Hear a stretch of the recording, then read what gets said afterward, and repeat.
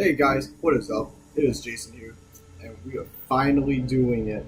We are doing a 13 Reasons Why Season 2 review. Now, I know what you're thinking. Why is there a Season 2 to a series that should have ended at Season 1? Especially because Hannah died, you know.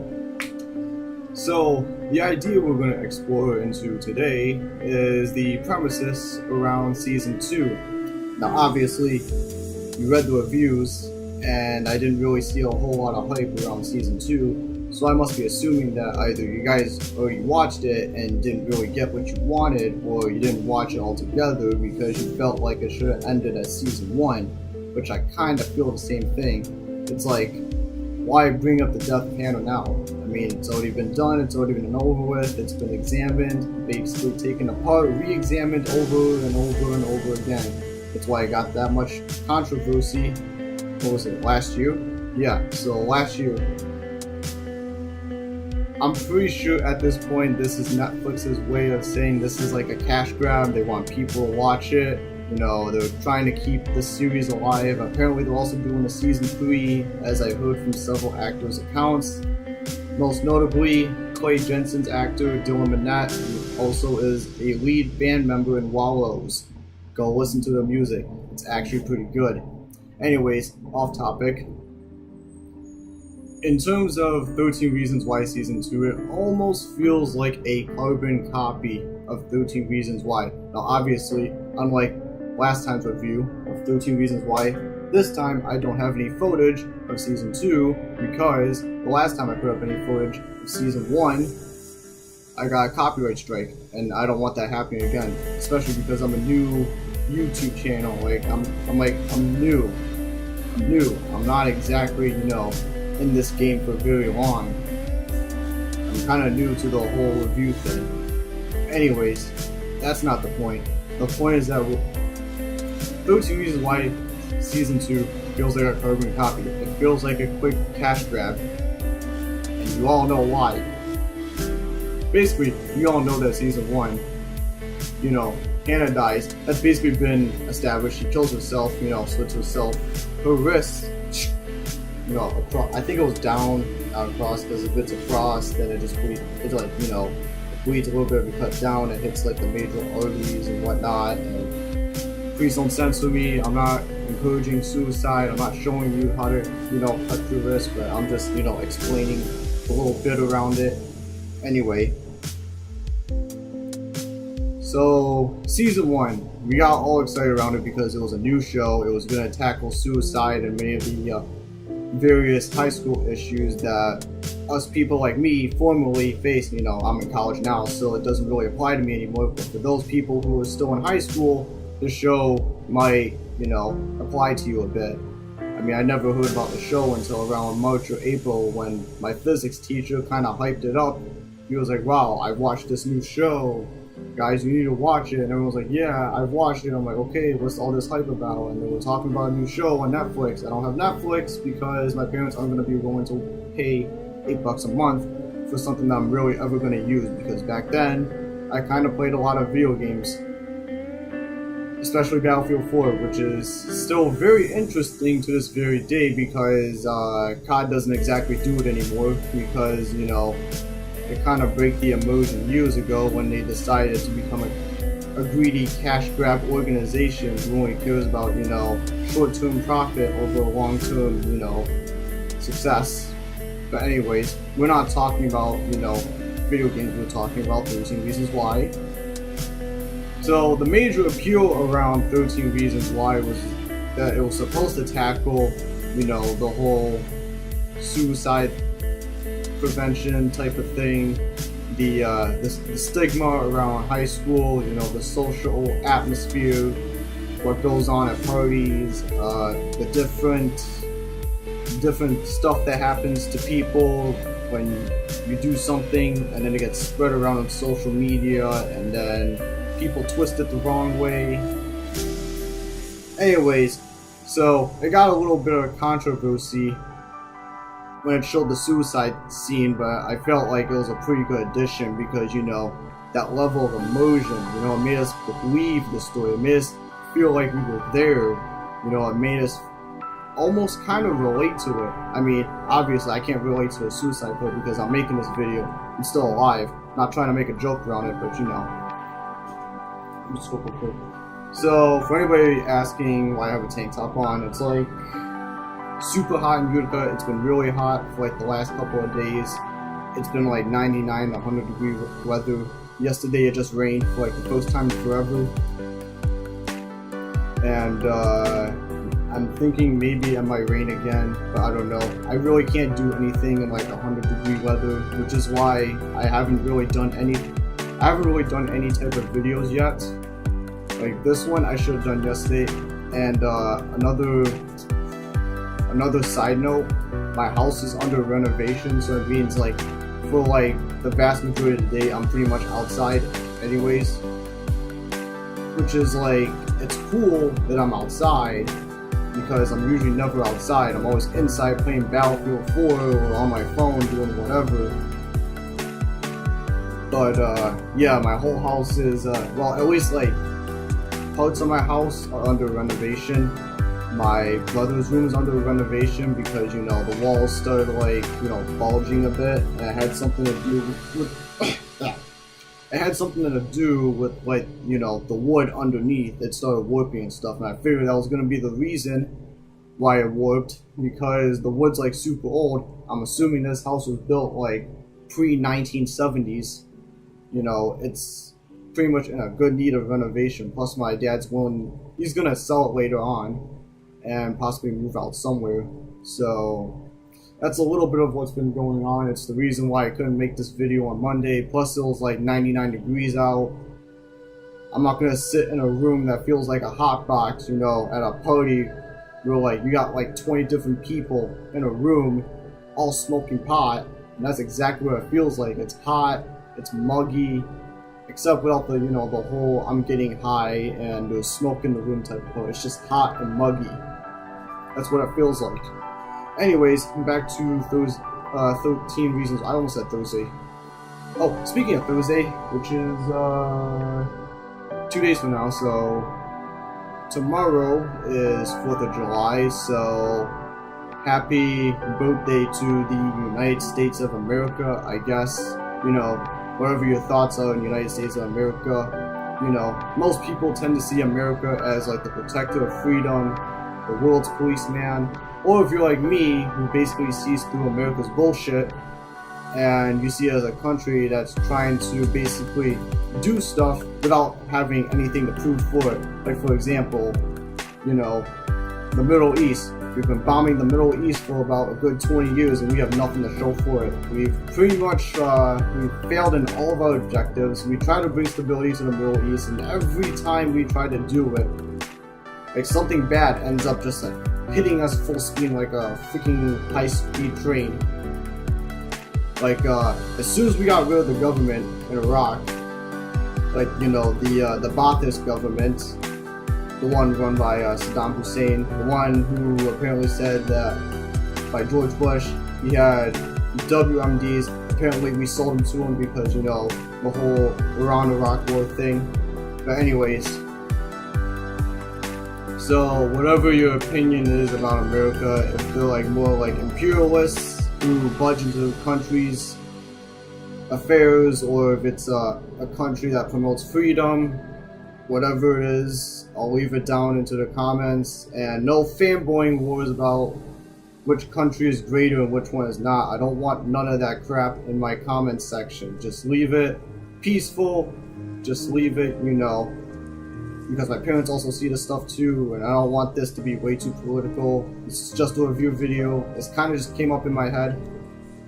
So anyways, yeah, so tomorrow is 4th of July. So, happy birthday, America. Anyways, back to the subject of 13 reasons why. I need to drink of water real quick.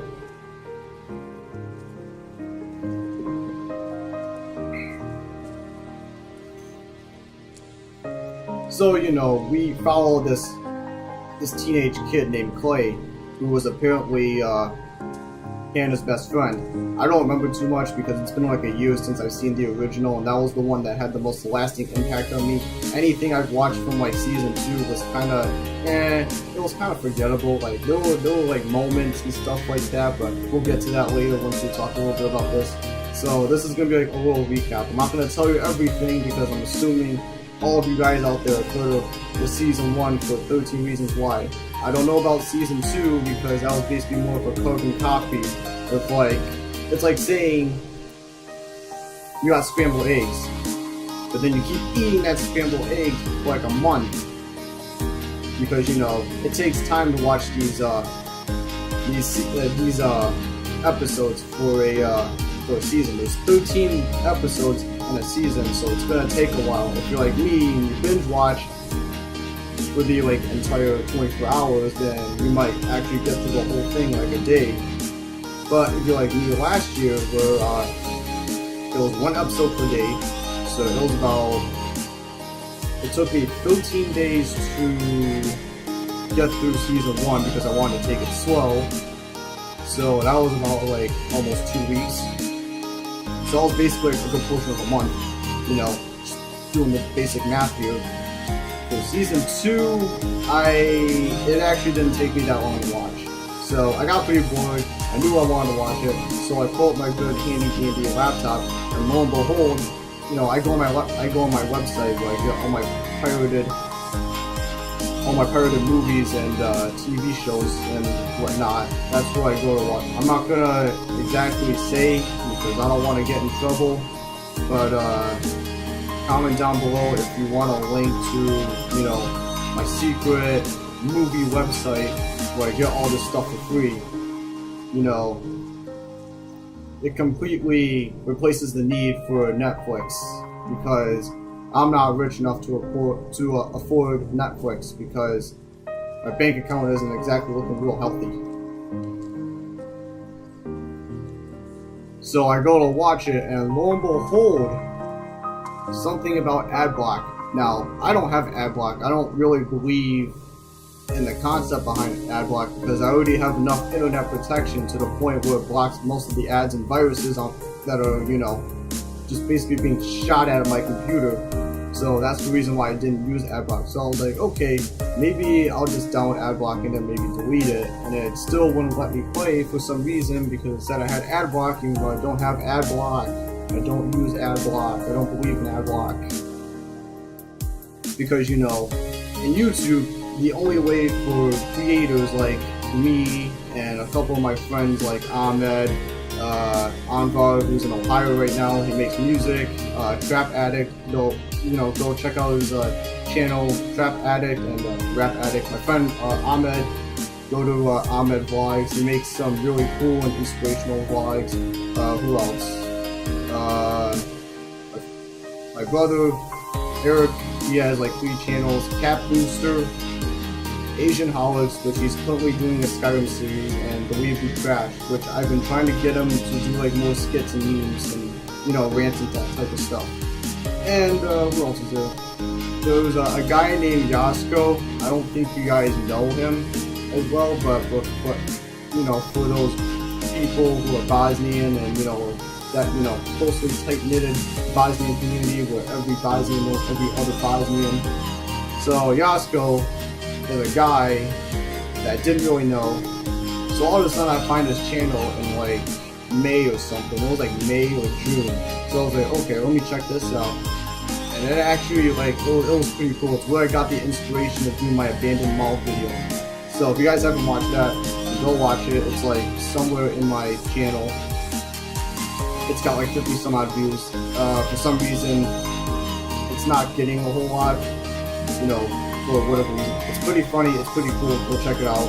So that's where I got the inspiration from. I went to his channel and it was a whole bunch of urban exploration videos. Like, he goes to abandoned sites and he goes and films it, talks about the history behind it. It's pretty fun, it's funny, it's cool. You go watch his channel.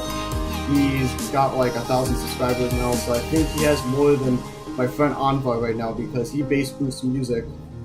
And Yasko does urban exploration, and I do vlogs because that was like the main thing my channel was about. So that's why I don't use AdBlock, because those people need money. People like me need money, but I can't get money yet because I don't have that many views and I need like 1,000 subscribers.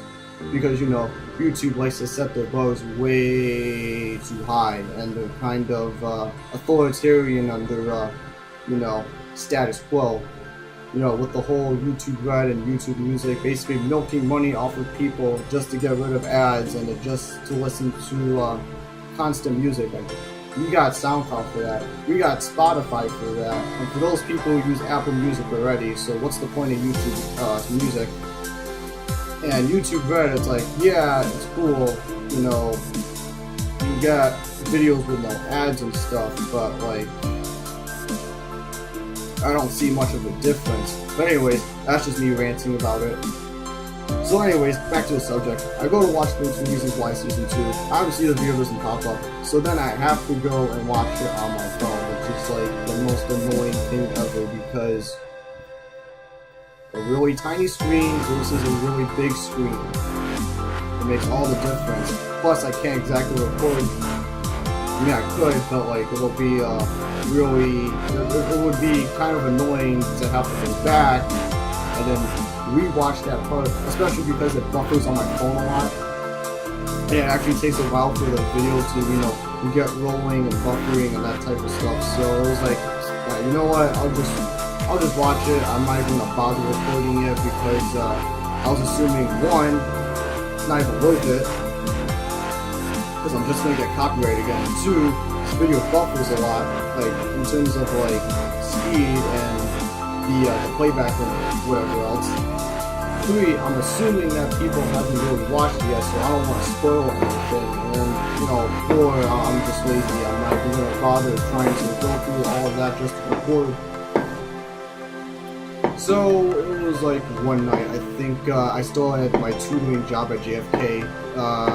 Speaking of job, I'm going to be working with my mom Thursday at Trenton Technologies. If you guys don't know what that is, it's like right next to the abandoned mall. So there's the abandoned mall, and then there's like this huge, really big like complex that's Trenton Technologies. So it's like a factory we go to make like computer chips and all that type of stuff. So I'll be working there instead of your regular I'm at the mall job. So we'll see how it turns out.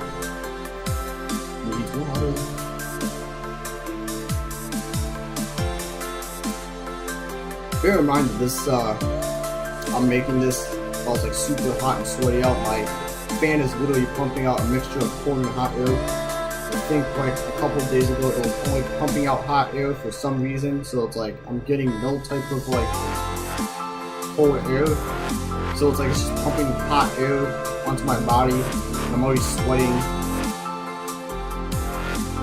It makes it very uncomfortable, so I couldn't do anything.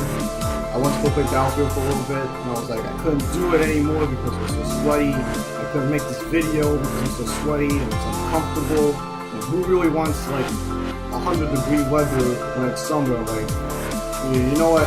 I'm getting off topic, so it's a whole lot of off-topicness, but you get the idea of what's going on right now with this whole house renovation and the 100+ degree weather that's been going on in Utah for some reason, because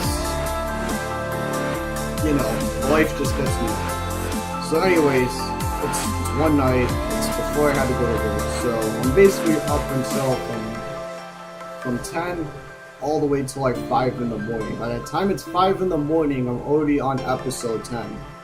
But I feel like I need like an hour of sleep, so I actually feel like I got rested. So I only got like an hour of sleep. Had I stayed up, I would have pulled an all-nighter and probably would have finished the series in about a day. So, in terms of Season 1, what we already know. So obviously, the big idea, the big takeaway is that Clay has these tapes, and he's listening to them, and he's figuring out why Hannah committed suicide. And these different people that were either friends or abusers or rapists who basically contributed some factor into Hannah's death. I don't know a whole lot about it. I don't know a whole lot about like the small details, because there's a lot of small details, and and I don't want to get into that right now. Like, we can save that for a later video if you guys want. You know, comment down below if you guys want a video on like a bigger detailed version of my 13 Reasons Why reviews and stuff like that. So the big takeaway is Clay's going through these tapes, he's listening to them, he's trying to figure out why Hannah did what she did, and then ultimately in the end it hints that Hannah's trying to get, you know, Hannah's family is trying to get justice, which is why they end up suing the school and then going to court for, you know, negligence on school's part. You know, the school should have done more to protect Hannah, and then the school's like saying, well, what about you as parents who should have been more invested into Hannah's life? And so that's where season 2 starts off. It starts off on the court case. Now, I'm not even going to go through the individual court cases, but I do know that there's like, you know, several people in the court cases. All I know is that it starts off with Todd, and I think it, no, not Todd. Tyler, there we go. I can't remember the guy's name because he was kind of unimportant in season 1. So in season 2, he has like a bigger role because, you know, the build up on the end, which I'm going to get to later. So it starts off with Tyler and his version of the truth, and it goes through different people telling their versions of the truth about what it was like being with Hannah and stuff like that. And a whole bunch of side stuff happens, and like after the court cases, like there's Clay's and Sky's relationship. It feels so forced. Like for some reason, it just feels forced. Like there's nothing. It doesn't feel right. Like, if you watched it, you would know what I mean. It doesn't feel right. It doesn't feel like a normal relationship. Like, because you have Sky, who's this girl who works at the Monet coffee shop, and obviously, you know, she's a bit of a punk rebel, but at this point, you know, Clay's tried to move on. He's already moved on. He's completely forgotten about Hannah. You know, it's like a distant memory in the back of his head. And he's dating Sky, and you know, he's having problems because he keeps thinking about Hannah, and Sky is like, this relationship can't work if you keep thinking about a dead girl. So, and then they end up breaking up, so that's really all you need to know about that relationship. It doesn't really end up working well, and then they end up breaking up, so it's whatever, I guess. It's a little side story. So you have all these other people going through, you know, their versions of the truth. There's Ryan, you know, the autistic gay dude. There's, who else is there? There's like a couple other people. There's Zach. Zach was an interesting one. He had a story about Hannah that nobody knew. Like, you knew it was there, but you couldn't really believe it. So, what Zach elaborated on in his version of the truth during that, you know, his little episode in the court scene was that, like, he basically developed a relationship with Hannah. And obviously Clay was kind of mad because he's basically, you know, Clay's kind of in love with Hannah. We can kind of figure that out during season 1. It was kind of there and obvious when Clay was like, you know, getting acclimated to Hannah's presence, especially by the way they talk and, you know, how they work together in the movie theaters and they talk about life and stuff like that, and especially during the various parties that they go to, especially Jessica's party. Anyway, so Zach basically explains that during one summer vacation, so Hannah was alone, you know, I mean, yeah, Hannah was alone. Clay went to go visit like his grandma or something. I don't really remember because it kind of wasn't memorable. I'm sorry, this whole season wasn't kind of memorable, so it's like kind of hard to put the details together because it was basically one giant mess at trying to, like, you know, continue from a series that should have already been done with. But anyways, not the point. I digress. So anyways, they're talking about the relationship. At first they start off, you know, being friends and whatnot, and then all of a sudden it's like, well, Zach's like, his dad died, which we it's later revealed, like, through like the tension between him and his mother, you know, his mother wanting to forget about the death of their father slash husband, you know. And that's why she pushes Zach, you know, the mom, she pushes Zach to just, you know, spit out his version of the truth and basically slander Hannah because she thinks Hannah was a bad influence. While Zach was like, you know, she was a positive influence on me.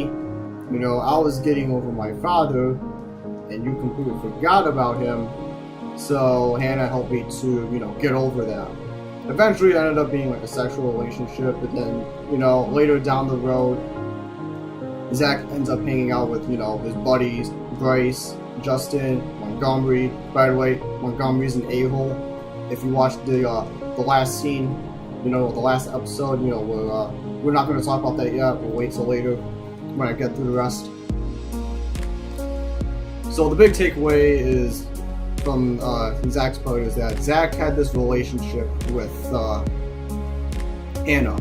One that we knew had to be there, but we didn't exactly quite know. We couldn't believe it because we knew, you know, we shipped Clay and Hannah together. That was kind of like, you know, the whole fandom thing. Hashtag Clana, whatever the heck you guys call it nowadays. You know, we shipped them two together because they seemed like such a good couple.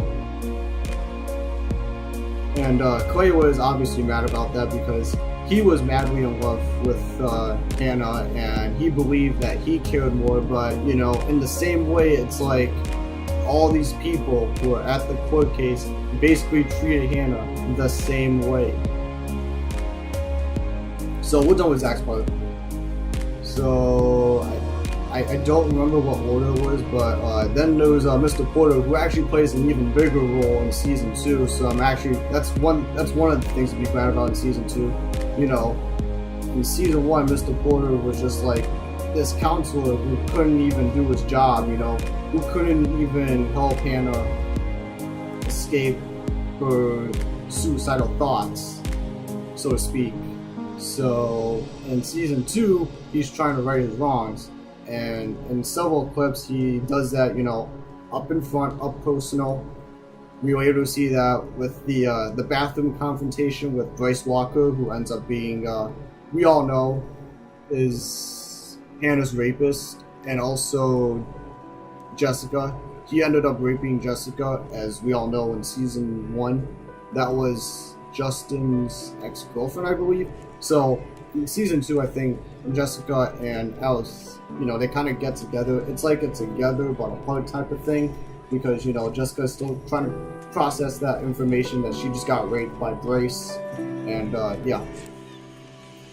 And okay, so we're not going to talk about. Okay, sorry guys, I'm trying to think right now because it's really hot and it's been a while since I watched it. So, what was I talking about? Yeah, okay, Mr. Porter. So, he confronts Bryce, basically coming to terms that Bryce is a rapist, but he knows he can't do anything about it because he's under the school payroll, and the school's telling him, you know, make the school look good. And he basically comes out doing the exact opposite.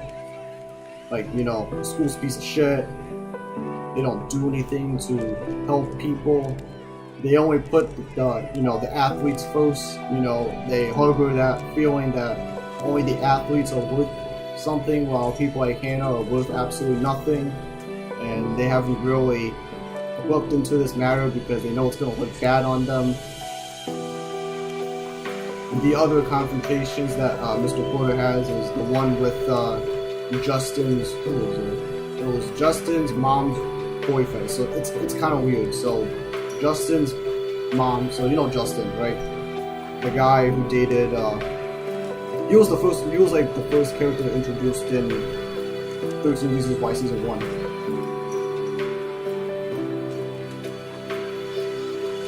He was the guy that first dated Hannah, and then, you know, he completely fucked with Hannah, like, on day 1, which is like, how do you mess that up on day 1? Like, how? But then, you know, he hangs on with a bunch of douches, so it doesn't matter anyways. Like, you kind of knew where it was headed to.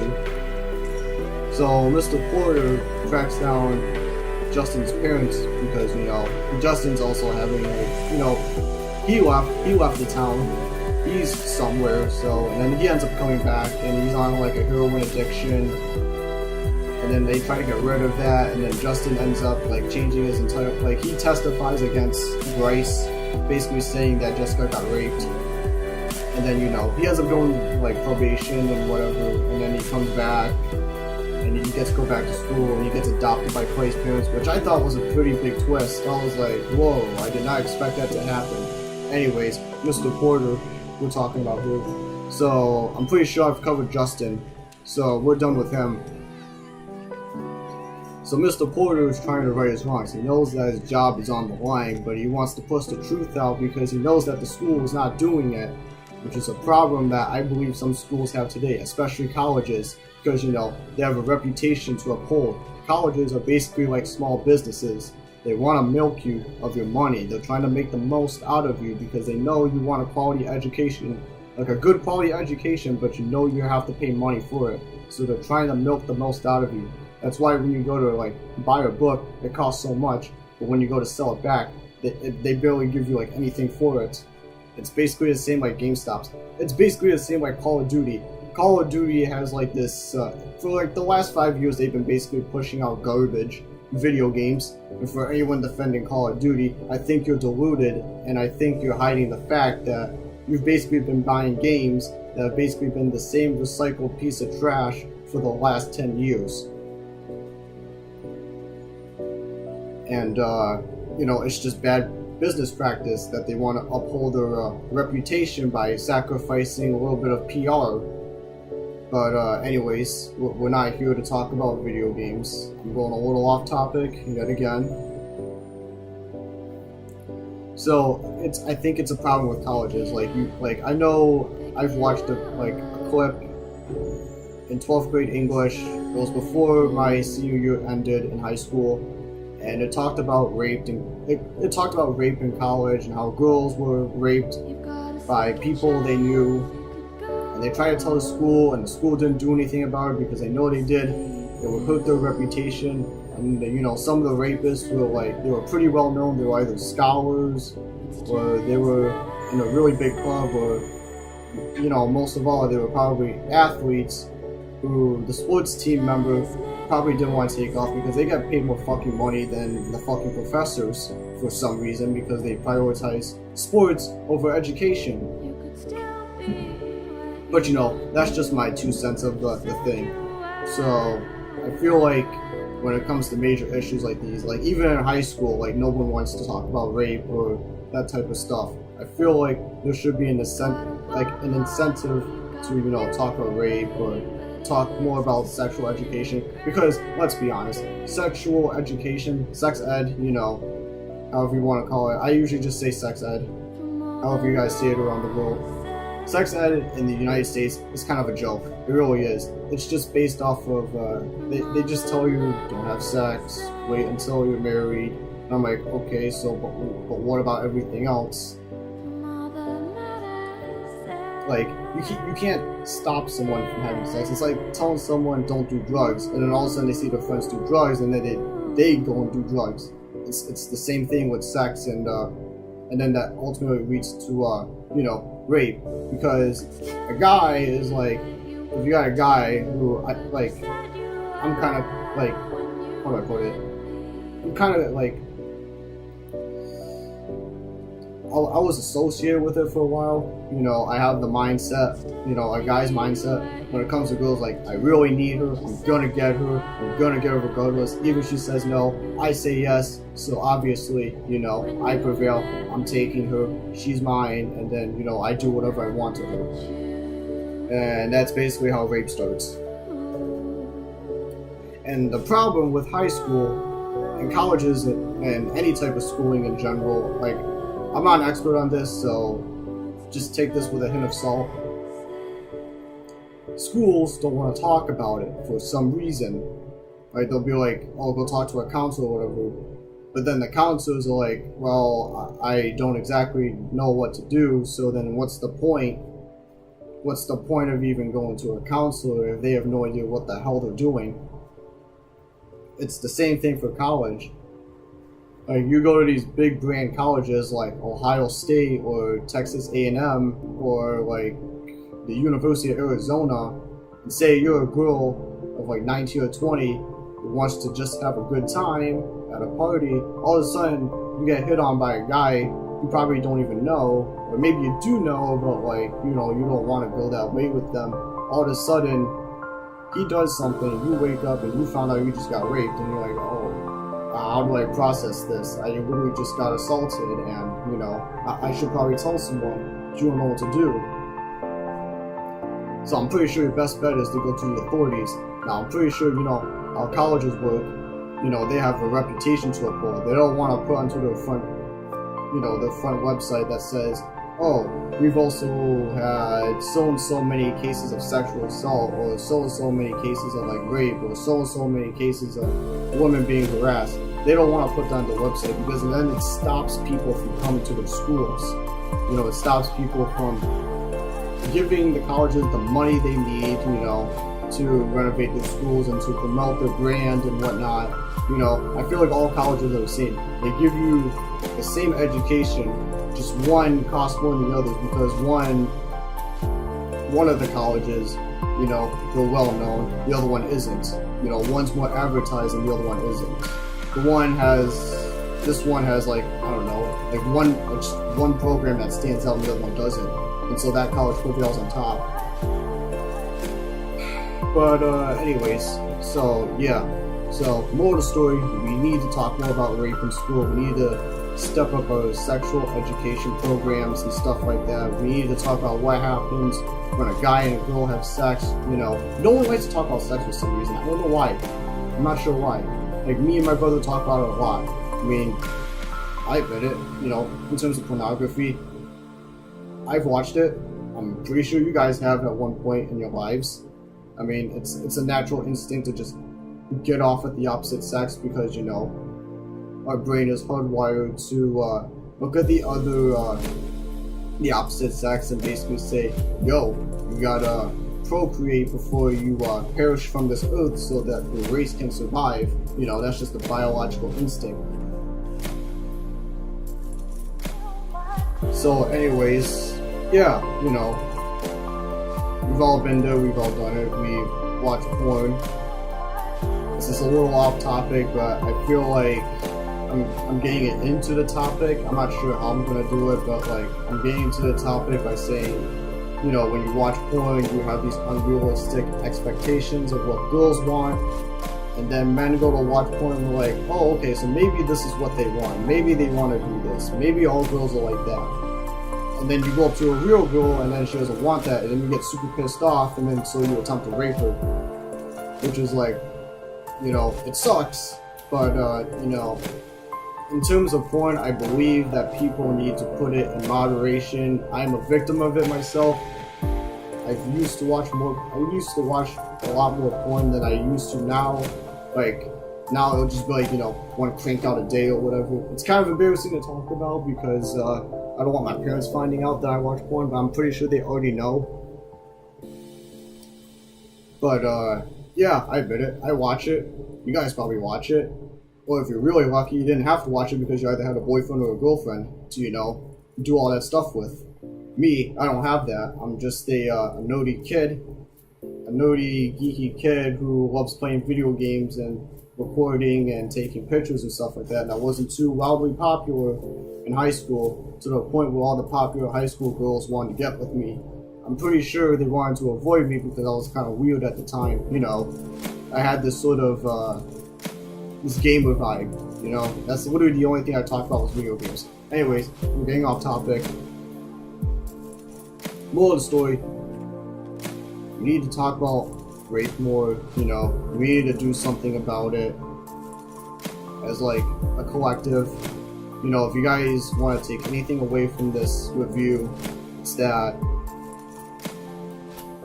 we all gotta help out the victim. We can't just be bystanders when it comes to, women being assaulted. It could also be men, Most people don't tend to think that men can be sexually assaulted. It does happen. I mean, I've never heard of a case like that, but, it does happen. Men can get sexually assaulted. It's not just women. there are no boundaries when it comes to being sexually exploited. I mean, you've all heard that article. I don't know if you guys have heard it, but there was this article on Instagram that I saw. It was like a woman tried to, it was something about a guy and a woman tried to pull down his pants, and then like the article kind of dumbed it down by saying to force having sex, but it really was just rape. Like the lady ended up raping the guy, but they don't want to say that because they think, like, you know, when they associate rape, it's a guy on a girl thing and not a girl on a guy thing. So, you know, it's whatever. So yeah, we need to talk about the issue of rape and how to help out the victim and stuff like that. Again, I'm not an expert. I'm just giving my 2 cents here. And, you know, I'm just a YouTuber doing videos and reviews and stuff like that. But, you know, we can learn a lot from 13 Reasons Why. Even if it is, you know, over the top and dramatic, as most movies and shows are these days, because, you know, our attention span isn't exactly built to, you know, watch good quality movies like, say, from the 30s and 40s, which actually had a little bit more substance. Anyways, and what else is there? So they do all these cases. Tyler ends up making a new friend. He's kind of this punk rock person. And when I usually associate punk rock, I usually think of Life is Strange because, you know, I'm a Life is Strange fan. Speaking of Life is Strange, I'm going to try to do some gameplay soon. I might do it on the weekends because, you know, I got 2 jobs coming on the way and I'm going to be working all week. So the only time I'm going to be able to make any type of videos is during like the weekend when I don't have work. And even then, I might be looking for a 3rd job because I desperately need money for camera equipment so I can put up some really good, you know, photography pictures for y'all. So, you know, there's some little side stuff in 13 Reasons Why Season 2. Not all of it is important. The big takeaway is that, you know, the court case didn't exactly go out as well as planned. The school ended up winning. They wanted to make sure they, you know, make it similar to real life, because in all these rape cases, you know, the victims' families, they don't end up winning the case. It's always a, oh, you didn't do enough for your child, or, oh, we're not responsible because, you know, you can't exactly take care of them. But, you know, you always gotta, I don't know, there's just like this gray area. You guys know what I'm talking about. So the big takeaway is that they did win the case, but then they end up moving on with it. You know, Hannah's mom ends up moving to New York City because that's what Hannah wanted in the first place. Speaking of Hannah, she does come back, but as a ghost. So I'm like, how many times do they need to bring her back? It was the most stupid thing I've ever seen. I'm like, what's next? Hannah's gonna come back from the dead and just say, hey, look guys, I'm alive. It's all a prank all along. I didn't exactly cut myself. It was, you know, part of a theater major thing. So the whole ghost talking to Clay was actually kind of stupid, because I felt like Clay would have figured it out by himself, you know, what to do and what not to do. I mean, it was his incentive to find justice for Hannah. It was why he was so mad at school and many people in school in the first place. Sorry guys, my throat is like really dry right now. I'm gonna go get some water real quick.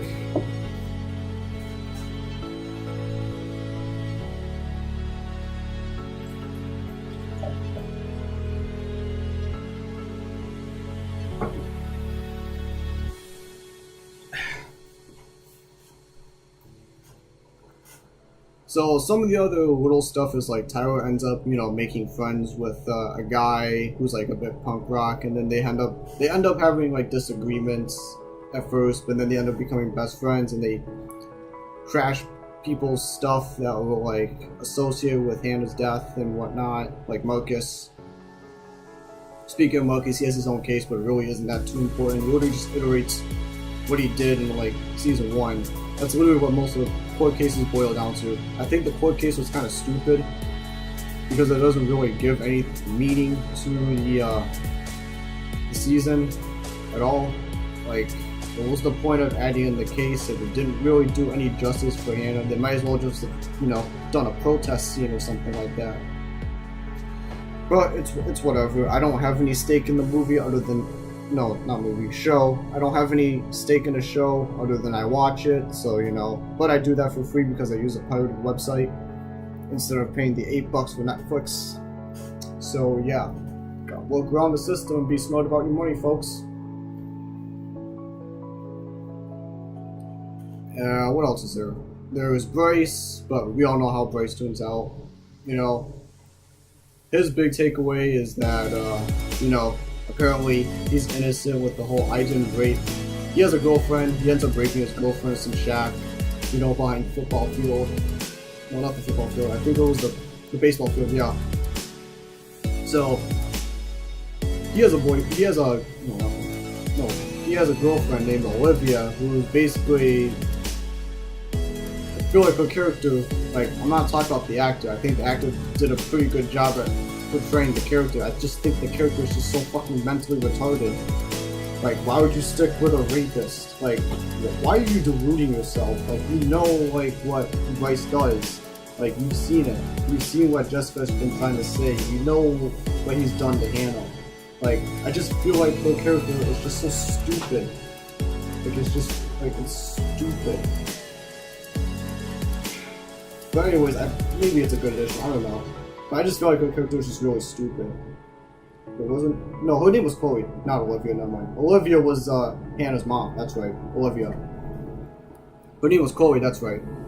So she's like the school cheerleading captain and whatnot, typical preppy girl, gets the really hot guy and then gets raped at the end. Not that I'm trying to make rape funny, but her character is just really, really stupid, I think, in my opinion. What else is there? The ending, stuff close to the ending, and then the ending itself. So close to the ending, people, they meet up characters meet up at the Monet coffee shop. They reconcile, they settle all their differences. Justin gets adopted by Clay's family. They all forget about Hannah. They do a little service for her, and then after that, they go to the coffee shop and they, discuss what they're gonna do for the future. And then the school hosts a dance. But before they show the dance, they show Tyler. So what happened to Tyler was that he ended up going to some referral school. I don't remember where it was because I didn't really pay attention to Tyler's part.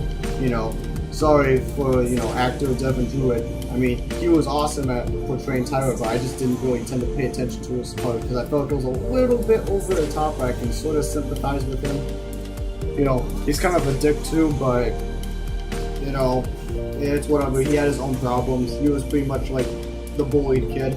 He was the class photographer, and then they made him stop doing it because he kept trashing all these people's stuff.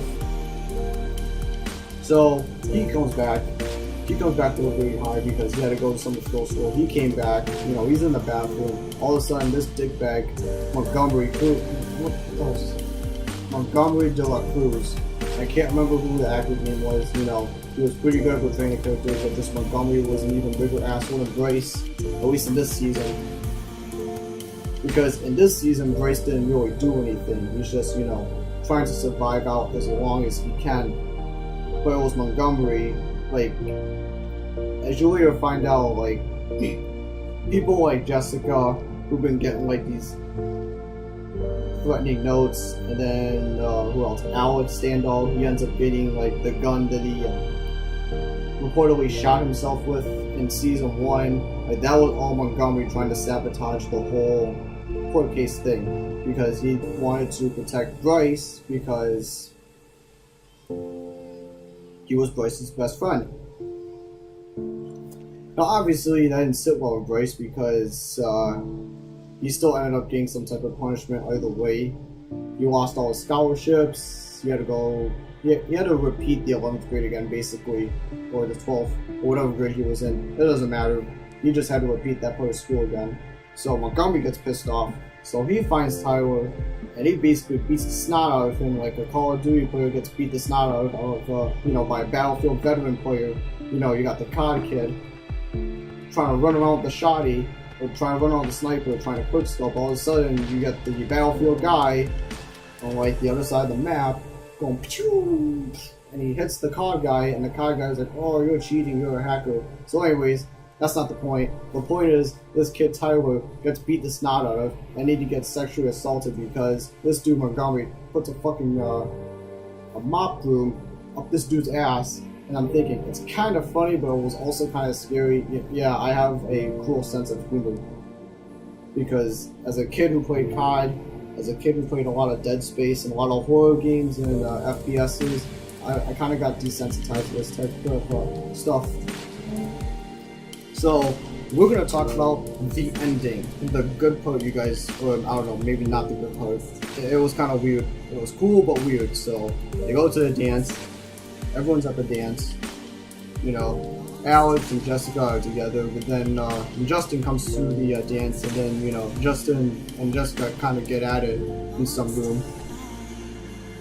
You know, everyone's dancing. Clay's like, you know, he's relieved that it's over, but he's still thinking about Hannah, and then, you know, that one song comes on, you know, the Take Me Back to the Time we met, whatever that one song is called. You know what I mean. You know, the song where Hannah and Clay were dancing at the school play season 1.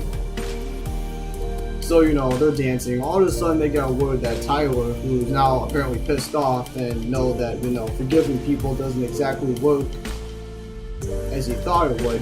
So, we've been getting, so, the way I thought season 2 was going to start out is because, you know, in season 1 it showed Tyler opening his little case full of guns. So I thought it was going to show off firsthand, you know, with like a school shooting or something like that. That's what I thought it was going to be, and then it went directly against whatever I predicted, and it became a sort of court case kind of thing that didn't really make sense because it didn't really do much to, you know, advance the plot. It was just there for the sake of being there, at least in my opinion.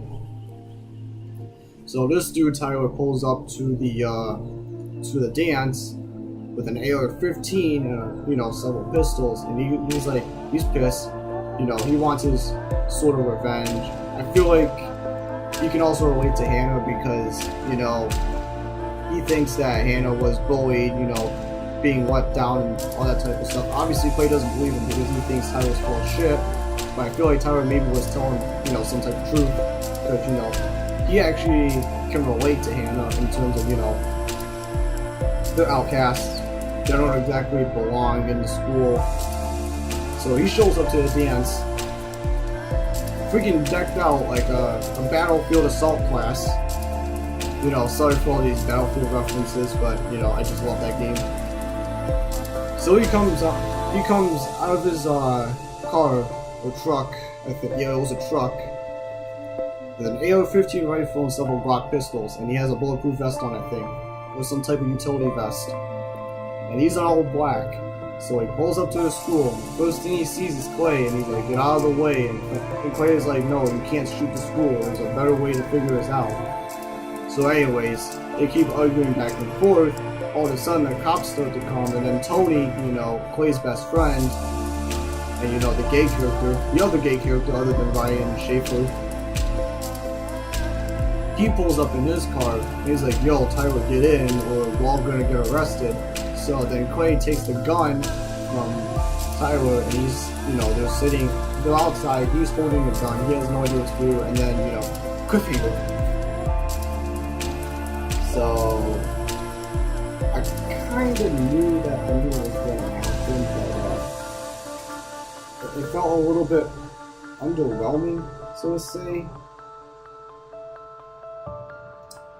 So yeah, that's the review. It's really long because I had a whole bunch of other stuff in there too. In terms of what I'm going to do for videos, I'm not going to be able to upload until like the weekend anymore because, you know, I'm going to be working for the entire day. I need money, I need camera equipment, I want to take photography seriously.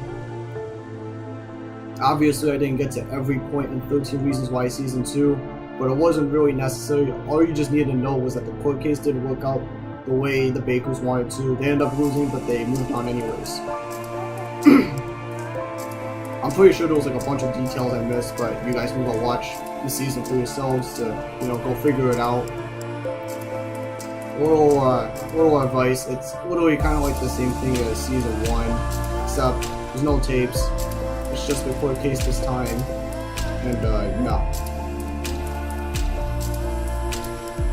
So, in terms of what I'm going to do after this, so this review is officially done. It is a lot longer than my first one, because that one I basically used a whole bunch of clips to explain my point.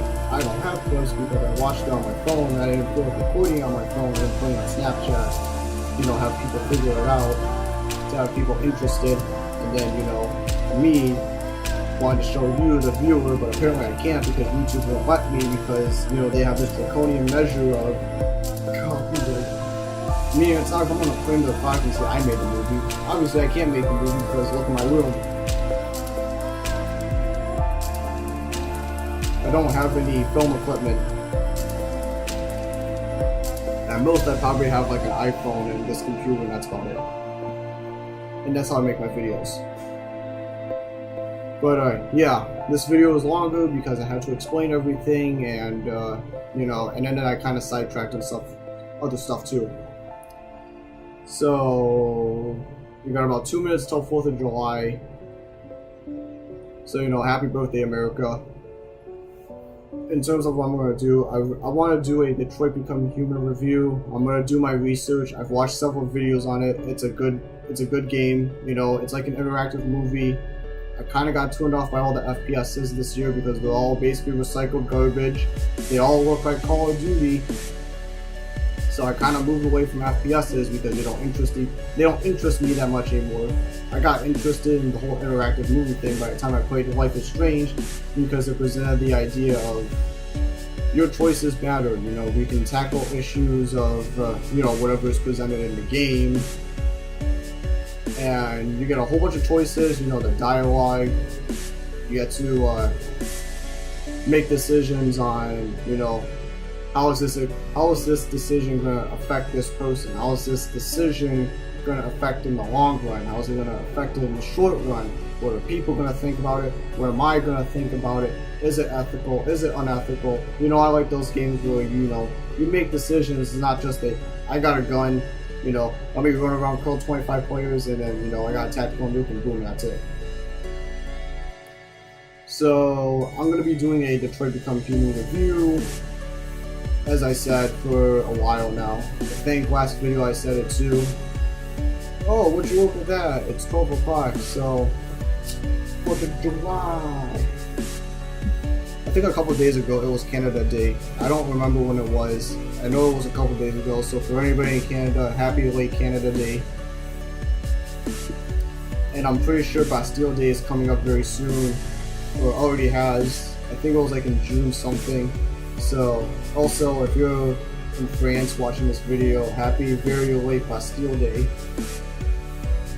I was supposed to go to France, but we're not going to talk about that, are we now?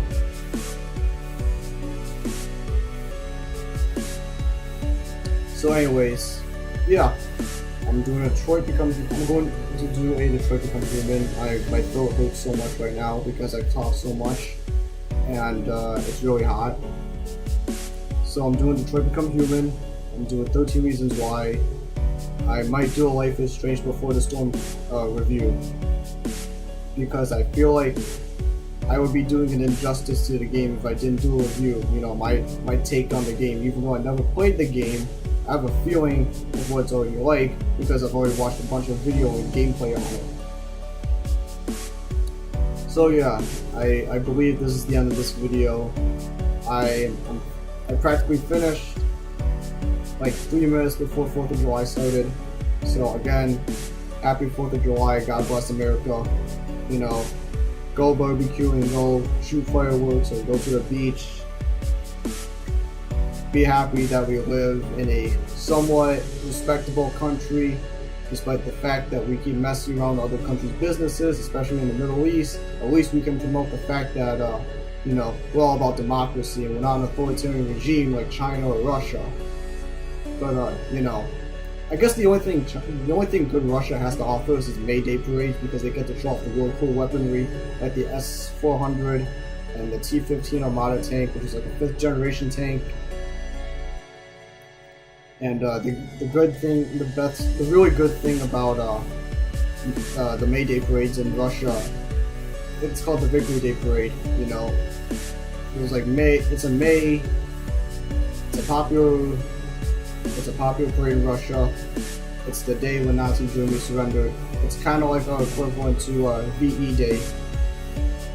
But we don't celebrate VE Day because that's not really a thing in the United States. No one talks about it, but everyone in Russia and Central Asia, and I'm betting even China talks about it too. You know, Victory in Europe Day, the day that Nazi Germany fell.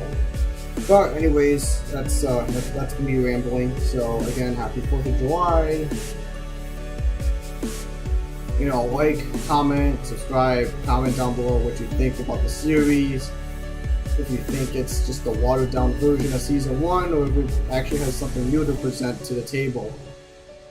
Like I said, I'll be doing, for the last time, I'll be doing Detroit Become Human reviews, maybe Life is Strange Before the Storm, not Life is Strange 2. Speaking of Life is Strange 2, The Awesome Adventures of Captain Spirit, it's out. It's related to Life is Strange 2. Play it if you're a Life is Strange fan. Just know that Max and Chloe will not be coming back, so for you fanboys and fangirls wanting them to see them again, it's not happening, you know, because they don't want to keep milking the Max and Chloe storyline, because at least Domna knows how to make a really good game, except for like Vampire, because that was a really boring game. So anyways, like, subscribe, comment down below what you think, and I will see you maybe on the weekends, because I can never have time to make a video anymore.